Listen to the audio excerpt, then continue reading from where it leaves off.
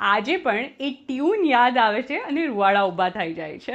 ભારતની ગલીઓમાં સ્વૈચ્છિક કર્ફ્યુ લાગી જતો, દુકાનોના શટર પડી જતા, બસો થંભી જતી, અરે લગ્નના મુહૂર્ત પણ આ સિરિયલોના ટાઈમિંગ સાથે એડજસ્ટ થતા હતા. પેલી ગોળ ગોળ ફરતી છોકરીનું ગીત.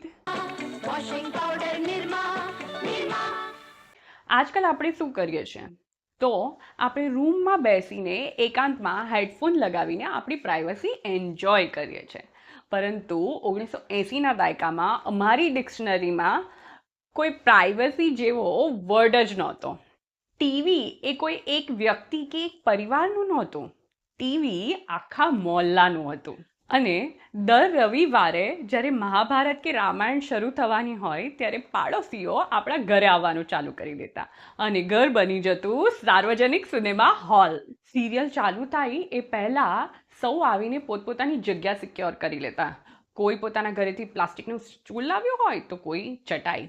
કોઈને એવું પૂછવાની જરૂર નહોતી પડતી કે હું અંદર આવું. બસ આવીને ગોઠવાઈ જવાનું.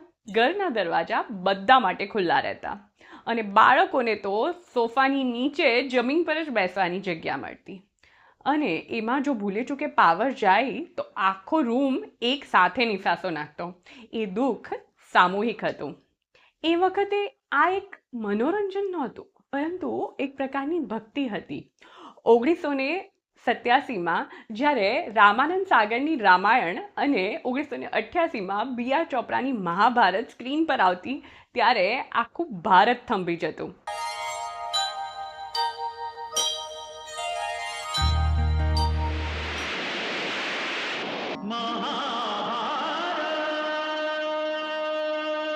ભારતની ગલીઓમાં સ્વૈચ્છિક કર્ફ્યુ લાગી જતો, દુકાનોના શટર પડી જતા, બસો થંભી જતી, અરે લગ્નના મુહૂર્ત પણ આ સિરિયલોના ટાઈમિંગ સાથે એડજસ્ટ થતા હતા.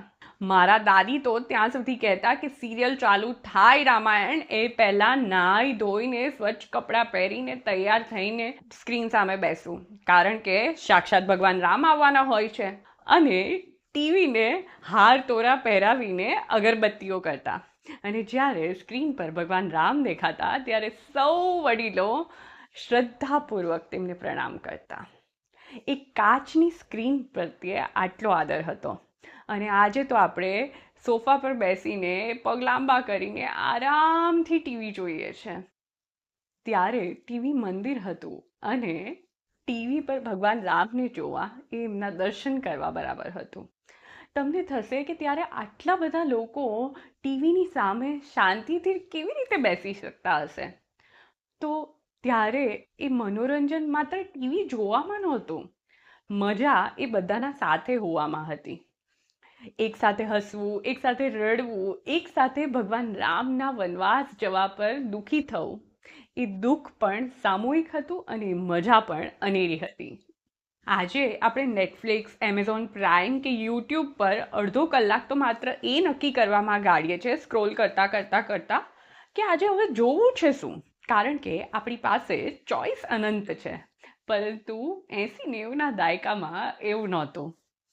ત્યારે ચોઈસ હતી નહીં, રાજા હતો માત્ર એક, અને એ હતું દૂરદર્શન.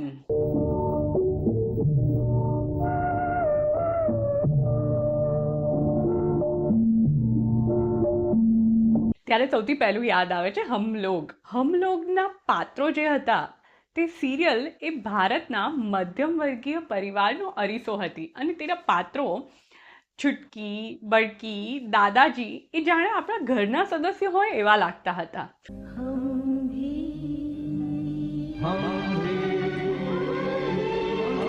લોકો તેમને પત્ર લખીને સલાહ આપતા કે બેટા આવું ના કરાય. અને પછી આવ્યો માલગુડી ડેઝનો જમાનો. આજે પણ એ ટ્યુન યાદ આવે છે અને રૂવાડા ઊભા થઈ જાય છે. આર.કે. નારાયણની વાર્તાઓ અને પેલો સ્વામી, એ વાર્તા જેવી સાદગી અને એ નાની નાની વાત શીખવવાની જે રીત હતી તે આજે હવે ક્યાંય કોઈ સિરિયલમાં એવું કશે જોવા જ નથી મળતું. અને હા, સંગીત પ્રેમીઓ માટે તો 2 જ દિવસ મહત્વના રહેતા, બુધવાર અને શુક્રવાર. કેમ? તો કે ત્યારે આવતું ચિત્રહાર અને ચિત્રહારમાં આવતા ગીતો. આજે આપણે એક ક્લિક પર કોઈ પણ ગીત જોઈ શકીએ છીએ, પરંતુ ત્યારે આખું અઠવાડિયું રાહ જોવી પડતી કે કદાચ કોઈ એકાદું પિક્ચરનું નવું ગીત સાંભળવા મળી જાય, અને જો આપણી મનપસંદનું ગીત વાગે તો જાણે લોટરી મળી ગઈ હોય એવો આનંદ થતો. અને પછી આવતી રવિવારની સાંજ, જે ખૂબ ખાસ રહેતી, કારણ કે રવિવારે સાંજે કોઈ પિક્ચર આવતું અને પ્રિન્ટ ગમે એટલી ખરાબ હોય, અંધારું દેખાતું હોય, અવાજ ઘર હોય, છતાં પણ આખો પરિવાર સાથે બેસીને એ ફિલ્મ પૂરી કરતો જ. અને આ બધાની વચ્ચે આવતી જાહેરાતો. આ જાહેરાતોમાં કોઈ સ્કીપ એડનું બટન તો હતું નહીં, એટલે અમને આ બધી જાહેરાતો લગભગ મોડે થઈ જતી. ત્યારે યાદ છે પેલી ગોળ ગોળ ફરતી છોકરીનું ગીત, અને ઉનાળો આવે એટલે આઈ લવ યુ રસના, અને સૌની દેશભક્તિ જગાડતું ગીત, હમારા બજાજ હમારા બજાજ. આ માત્ર જાહેરાતો નહોતી, પરંતુ એ આપણા બાળપણના ગીતો બની ગયા હતા. અને આ કોઈ પ્રોડક્ટ વેચવાની રીત પણ નહોતી, કારણ કે આજે પણ હજારો જાહેરાતો આવે છે અને જાય છે, પરંતુ એ સાદગી, એ જે જિંગલ્સ હતા, તેની અસર હવે પહેલાં જેવી નથી થતી. 80-90ના દાયકાની ખૂબી કઈ હતી ખબર છે? કે ત્યારે સમાનતા હતી. આજે સમાજ વહેંચાયેલો છે. કોની પાસે કયું ઓટીટી સબસ્ક્રિપ્શન છે, કોણ કઈ વેબ સિરીઝ જુએ છે, એ બધું અલગ છે. પરંતુ ત્યારે કોઈ મોટી ફેક્ટરીનો CEO હોય કે પછી ફેક્ટરીમાં કામ કરતો સામાન્ય મજૂર, બંને એક જ વસ્તુ જોતા હોય, અને બંને એક જ જોક પર હસતા હોય અને એક જ ટ્રેજેડી પર રોતા હોય. બીજે દિવસે સ્કૂલમાં, કોલેજમાં કે ઓફિસમાં એક જ વાત પર ચર્ચા હોય કે કાલે હમલોગમાં શું થયું હતું, કારણ કે બધાએ એક સાથે એક જ વસ્તુ જોઈ હોય. કોઈ સ્પોઇલર્સનો ડર ન હતો. સાચું કહેવાય તો આ ટીવીએ અને એ ટેલિવિઝનની દુનિયાએ ત્યારે આખા ભારતને એક અદ્રશ્ય દોરીથી બાંધી રાખ્યા હતા. એ જમાનાની એક યાદ આપણી એવી પણ છે કે વાદળી રંગની સ્લાઇડ આવતી અને એના પર લખેલું હતું, રૂકાવટ કે લીએ ખેદ હૈ. આજે આપણા યુટ્યુબ પર 2 સેકન્ડનું પણ બફરિંગ આવે છે તો આપણો પિત્તો જતો રહે છે અને આપણે કંપનીને ગાળો આપવા લાગીએ છીએ. પણ ત્યારે જ્યારે આવી રીતે ટીવી બંધ થઈ જતું તો કોઈ ગુસ્સે નહોતું થતું. આપણે શાંતિથી ટીવી ચાલુ રાખીને જ રાહ જોતા. એક નેશનલ વેઇટિંગ રૂમની જેમ આપણે પાણી પીતા, વાતો કરતા, વોશરૂમ બ્રેક લઈ લેતા, પરંતુ ટીવી બંધ નહોતા કરતા. એ જમાનો ભલે અભાવનો હતો, પરંતુ એનો પ્રભાવ જબરજસ્ત હતો. સ્ક્રીન ઓછી હતી એટલે કદાચ જીવન વધારે જીવાતું હતું. પણ કહેવાય છે ને કે પરિવર્તન એ સંસારનો નિયમ છે. તો 1991નું વર્ષ આવ્યું અને એક વાવાઝોડું આવ્યું.